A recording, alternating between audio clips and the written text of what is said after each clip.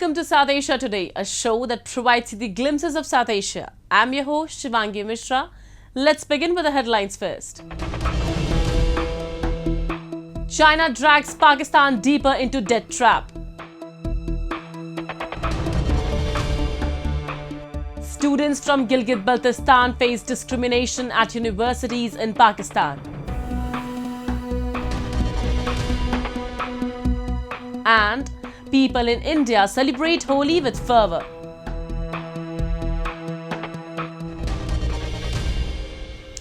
Let's begin the show. At a time when Pakistan's economy is on the verge of collapse under a huge mountain of debt, China approved a $700 million credit facility for the insolvent nation. China's age-old practice of debt trap diplomacy has already alerted nations across the world. And now, Islamabad will likely to be cognizant of the dangers of becoming increasingly dependent on Chinese loans. Let's take a closer look at China's predatory lending practices and the significance and ramifications of Pakistan's Chinese debt. With the Pakistani rupee depreciating, fuel prices skyrocketing, and taxes on luxury goods rising, Pakistan has long been sliding into a severe economic crisis. The Islamic Republic is doing everything in its power to access the next installment of the IMF's $6.5 billion loan facility. However, several analysts opine that a bailout from the IMF is not sufficient to restart the country's economy. Even if the country can procure the next installment, Pakistan still has a long and challenging journey ahead. While Pakistan attempts to secure help from the IMF, China extended a $700 million loan to Pakistan. The news of the loan from the state-owned China Development Bank broke only a day after Pakistan's National Assembly unanimously passed a bill to increase tax revenues.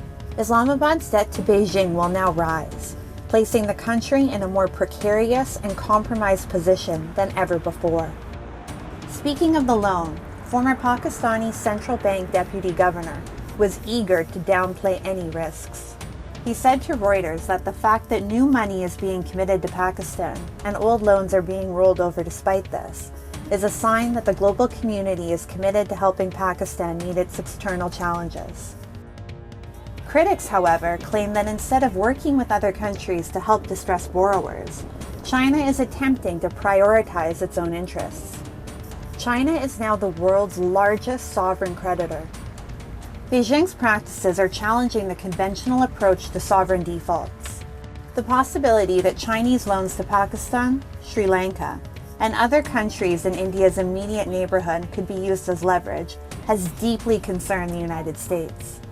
U.S. State Department Counselor Derek Chollet stated that we have been very clear about our concerns, not just here in Pakistan, but elsewhere all around the world, about Chinese debt or debt owed to China. United States of America, as of now, I haven't seen a very proactive approach in order to counter this Chinese debt diplomacy. US, as of now, because of certain factors, may not be positioned to do it alone. There is a requirement for other countries, like countries from Europe, country like India. They have to come together in order to look the way the China is trying to shape the international relation as of now. Money lent from China has many strings attached. Firstly, Beijing lends at higher interest rates than those charged by the IMF and the World Bank. Secondly, the system does not follow the standard lending-borrowing procedure, which only magnifies the risk of the borrower in failing to return the amount. When the borrower defaults, it is then that China's tried and true debt diplomacy comes into play. For example, this new Chinese loan to Pakistan comes after China demanded repayment of $55.6 million for the Lahore Orange Line project by November 2023. Spiraling deeper into the Chinese trap, Pakistan appears to be blindly following Sri Lanka's path to its worst financial crisis in decades. Pakistan is yet to realize that it is getting entrapped in these very economic claws of China, the same path on which Sri Lanka has got devastated. Until unless Pakistan doesn't realize the web that he's entering, the day is not far when Pakistan too will collapse like Sri Lanka did because of the Chinese debt. China has given billions of dollars in the form of concessional loans to developing nations, mostly for large-scale infrastructure projects. When these countries struggle to make the payments, Beijing is able to demand benefits or concessions in exchange for debt relief. For example, Sri Lanka was compelled to cede control of the Hambantota port project to China for 99 years because of its sizable debt to Beijing. This gave China control over a crucial port and a strategic foothold along with critical waterway for trade and military transportation. As we have seen in South Asia, China is steadily increasing its foothold over Africa as well. Chinese foreign direct investment in Africa has also been rapidly expanding, and many critics are expressing their concerns over accepting Chinese loans. Angola, for example, received billions in Chinese loans. The Angola model was premised on oil-backed loans to access Chinese funding for the building of roads, hydroelectric dams, and railways, as well as other infrastructure projects. However, today, Angola is experiencing severe economic issues as a result of this Chinese investment. Angola still owes China more than 23 billion USD, mostly from these oil-backed loans.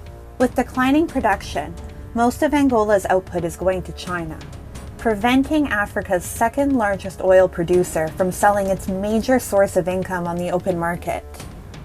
The Angola model should serve as a cautionary tale for the rest of Africa and for nations across the world.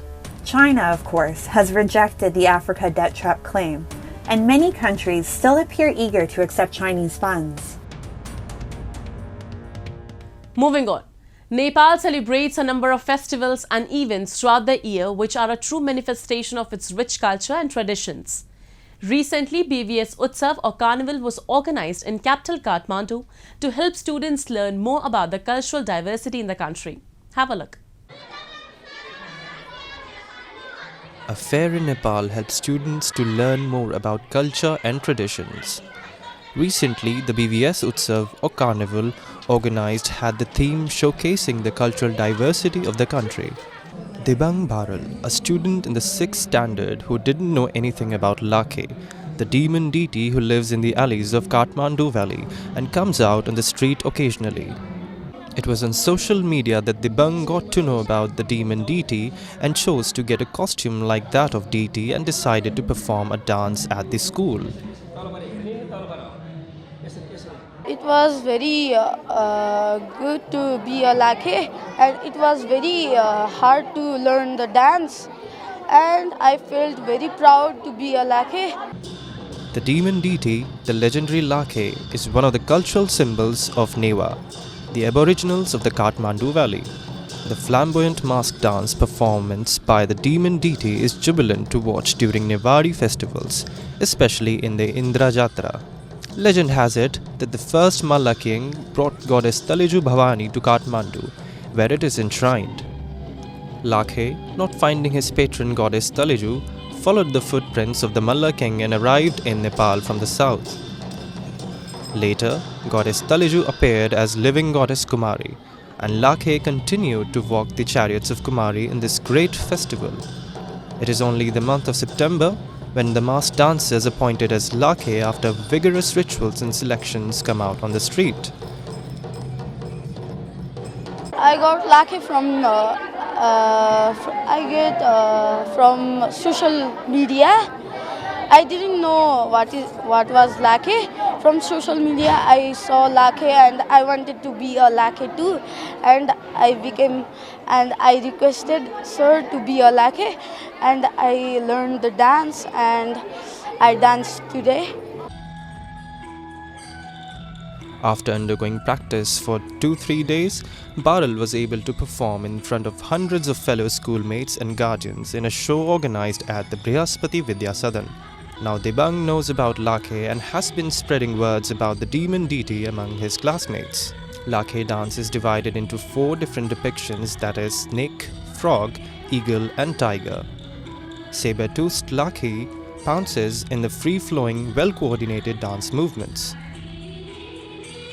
To incorporate the diversity and let students explore more about the existing diversity, participants and attendees were asked to be present in traditional attire.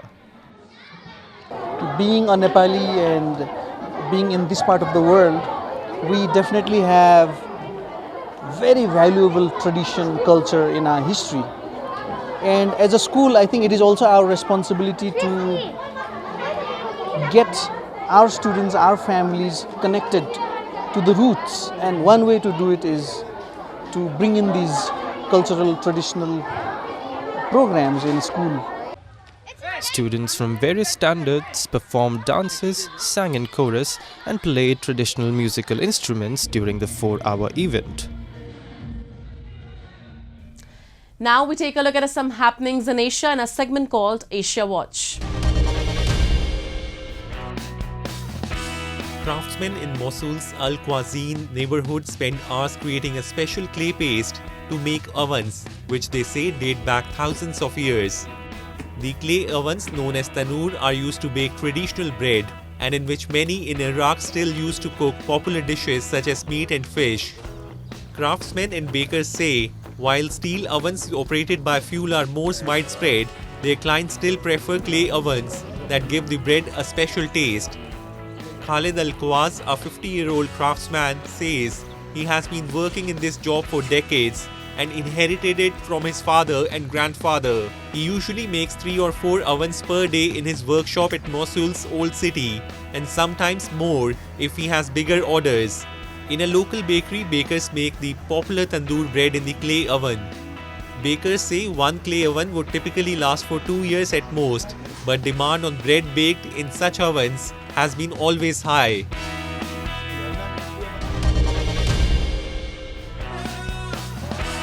South Koreans held a candlelight vigil in Seoul to protest the government's proposal to resolve the forced labor dispute with Japan. Hundreds of people gathered in front of Seoul City Hall and held up candles and banners reading "Shameful Diplomacy." South Korea said on Monday that its companies would compensate people forced to work under Japan's 1910 to 1945 occupation, seeking to end a dispute that has undercut US-led efforts to present a unified front against China and North Korea. The proposal was welcomed in Tokyo but faced an immediate backlash from some victims and South Korea's main opposition party, who accused the government of capitulating to Japan. US President Joe Biden, whose administration has pressed its two allies to reconcile, hailed the announcement as groundbreaking. Under the plan, South Korea would compensate former forced laborers through an existing public foundation funded by private sector companies.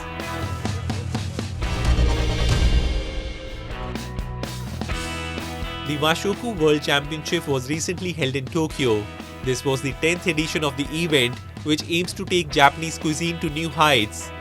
A total of 139 chefs applied for the competition, of which 6 cleared the preliminary rounds and progressed towards the finals. The Washoku World Challenge was organized with the support of Ministry of Agriculture, Forestry and Fisheries of Japan in order to promote Japanese cuisine and take it to foreign countries. The theme of this year's competition was dashi, which literally translates to broth. Dashi or broth is an important component to enhance the flavor of Japanese dishes. For the final competition, contestants have prepared 5 serving appetizers that are to be cooked using traditional Japanese 8-inch plates. The cooking time is 120 minutes. The judges examined the taste of dashi along with the presentation of the dishes. The winner is Jakub Horak from the Czech Republic. The appetizer he cooked was highly praised for its balance, time distribution for cooking, and the idea to use Czech ingredients. After returning to their homelands, these chefs will introduce Washoku to their homelands, which will help spread the glory of Japanese cuisine.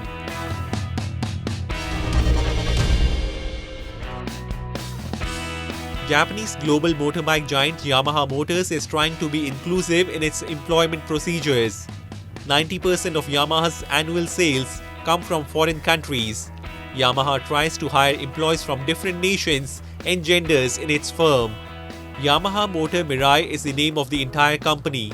The word Mirai means future. Yamaha also aims to employ the especially abled and thus help in creating a better society. There are 3 types of work for the staff. Mutual communication between staff and his leader cultivated a trusting relationship. The business support group works on common office work. The PC reuse group cleans old computers used by the Yamaha motor and sells them to the market. Staff cleans old computers and replaces a data disk containing personal information on a new one. The Japanese motorbike giant is transforming into a new global giant with diversified employment as one of its features. Gilgit-Baltistan, under the illegal occupation of Pakistan, is suffering at all fronts. Education is one of them. Students who manage to reach Pakistan in search of better education are receiving no support and they continue to face discrimination. The universities in Peshawar and other cities are not providing them scholarships and denying them any reservation. We have a report. The illegally occupied territory of Gilgit-Baltistan has been plagued with several issues for more than 70 years. Health, education, infrastructure. The residents are suffering at all fronts under Pakistan's misrule. Education is a basic need for human development in any welfare state, but the illegally occupied territory has been kept deprived of this basic need also. A few ambitious students from Gilgit-Baltistan who somehow reached universities of Pakistan for graduation are being treated as second-class citizens there. They complain that even after acquiring promising grades in academics, universities in Peshawar have no seats for these students from Gilgit-Baltistan region. वहाँ से जहाँ पे जब GB के student पहुँच जाते हो सबसे पहले जो इशू होता है वो हॉस्टल्स का होता है जहाँ जीबी के स्टूडेंट के लिए बाकी जितने भी स्टूडेंट यहाँ पे हैं मतलब मुख्तलिफ प्रोविंसेस के उनको स्पेशल हॉस्टल के अंदर सीट दिया जाता है और जीबी के जो स्टूडेंट उनके लिए हॉस्टल के अंदर सीट नहीं दिया जाता है वहाँ पे जीबी के जो स्टूडेंट और वो सेल्फ बेस पे आ रहे हैं तो यहाँ आके उनके लिए जो दूसरा इशू होता है वो स्कॉलरशिप्स का होता है स्कॉलरशिप यहाँ जीबी के स्टूडेंट्स के लिए नहीं मिलता है और तीसरी बात यह है कि जहाँ पे जो सीटें हैं मुख्तलिफ पेशावर के अंदर पेशावर सलकर में बहुत सारी यूनिवर्सिटियाँ हैं इसके अंदर जो जीबी के स्टूडेंट हैं उनके लिए सीटें नहीं हैं. The stooge administration in Gilgit-Baltistan takes direct orders from Islamabad. The ruling dispensation neither holds authority nor the empathy to take the issues at hand and serve the people of Gilgit-Baltistan. The students who came to Peshawar for education receive no support from the Gilgit-Baltistan administration. Moreover, their consistent requests for at least a few reservations in universities of Pakistan were denied flatly. Peshawar में हमारा चौथा साल चल रहा है कोई visit GB government ने नहीं की एक दफ़ा आई थी तकरीबन 6-7 महीने पहले तो हमारे जो इश्यूज़ थे हमने उनको बता दिए एक पेज पे पूरा पेज पे लिख के जो इश्यूज़ थे मतलब यहाँ पे जीबी का स्टूडेंट फेस कर रहे थे वो दिया था हमने उन लोगों को लेकिन वहाँ जाकर उनका कोई रिस्पॉन्स ही नहीं है. The youth aspiring to have better jobs and bring financial stability to their families in Gilgit-Baltistan are scrambling for a few seats in academic institutions in Pakistan. In such a scenario, it doesn't take much for Pakistan to indoctrinate some of these young students and convert them into armed militia against their own people in Gilgit-Baltistan.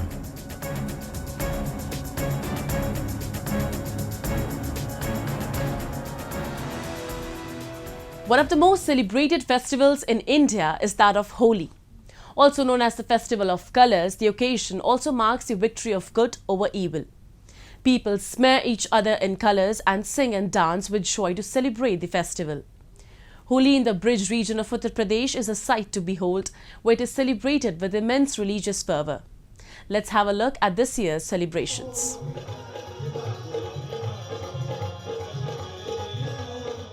Smeared in colours, thousands of people in the Brij region of Uttar Pradesh were seen grooving and dancing to the beats of folk music as they celebrated the Festival of Colors Holi.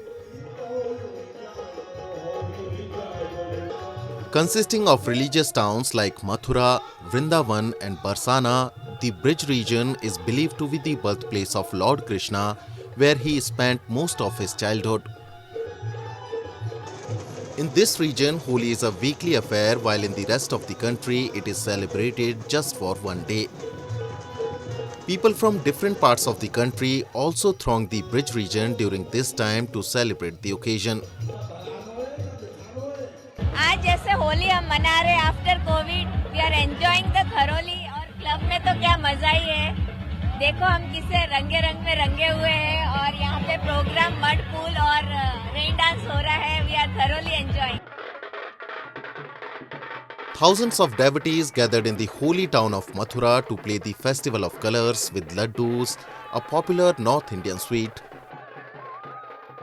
Devotees smeared in different colors collected laddus, danced and sang as they soaked themselves in the festive spirits. Laddu Holi marks the beginning of the festival celebrations. As part of the ritual, laddus are flung at devotees from the temple's terrace and they in turn compete with each other to catch the holy offering. It is believed that Lord Krishna visited Barsana to play Holi. While in Gokul village, men and women use chhadi to play Holi and celebrate the occasion. हमारे ठाकुर जी छोटे थे ना इसीलिए गोकुल में छड़ी मार होली खेली जाती है कैसा एंजॉय हो रहा है बहुत अच्छा छड़ी मारी इसलिए होती है कि हमारे गोपाल जी है ना ठाकुर जी वो छोटे हैं डंडे से मारेंगे तो लग जाएगी इसलिए छड़ी की होली होती है The Holi celebration by widows at the historic Gopinath temple in Vrindavan is another beautiful tradition that challenges the age-old taboo which bars women from participating in festivals. Thousands of widows wearing white saris get covered in vibrant hues of yellow, pink and blue as the jovial women smear each other with colored powders and flowers.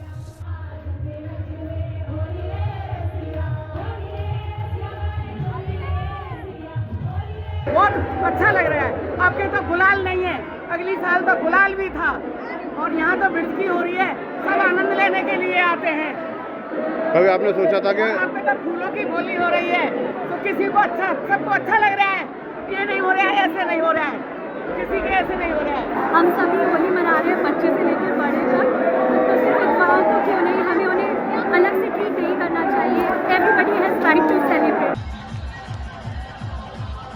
Another unique and bizarre manner of celebrating Holi is observed in Varanasi city of Uttar Pradesh, where devotees gather at Ganga river bank and smear fire ashes on each other.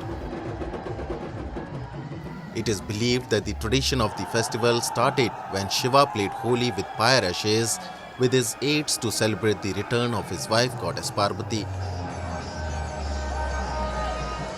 ये हर जगह से सबसे अनोखी होली है यहाँ पे आप कहीं पे भी नहीं देखेंगे पूरे भारतवर्ष या पूरे विश्व में कि शमशान घाट पे होली खेली जाती है बनारस की अपने आप की होली है यहाँ पे हर जगह से लोग आते हैं चिता से भस्म निकाल के जलती हुई चिताओं के साथ भी खेला जाता है जो लोग दाह संस्कार के लिए आते हैं उनके साथ भी खेला जाता है और कोई किसी भी प्रकार का भेदभाव नहीं कोई किसी से भी बुरा नहीं कुछ भी नहीं मानता है बहुत ही भव्य रूप से भस्म और चिता भस्म की होली महाशमशान में यहाँ बनाई जाती है और हर साल ये परंपरा चलती हुई आ रही है हम सब भक्तजन यहाँ पे हर साल एक बार इस इंतजार करते हैं ताकि यहाँ पे होली खेल पाए Celebrated at the onset of spring, Holi holds a great mythological importance that is triumph of good over evil. It is also associated with the eternal love of Krishna and his consort Radha and a riot of colors.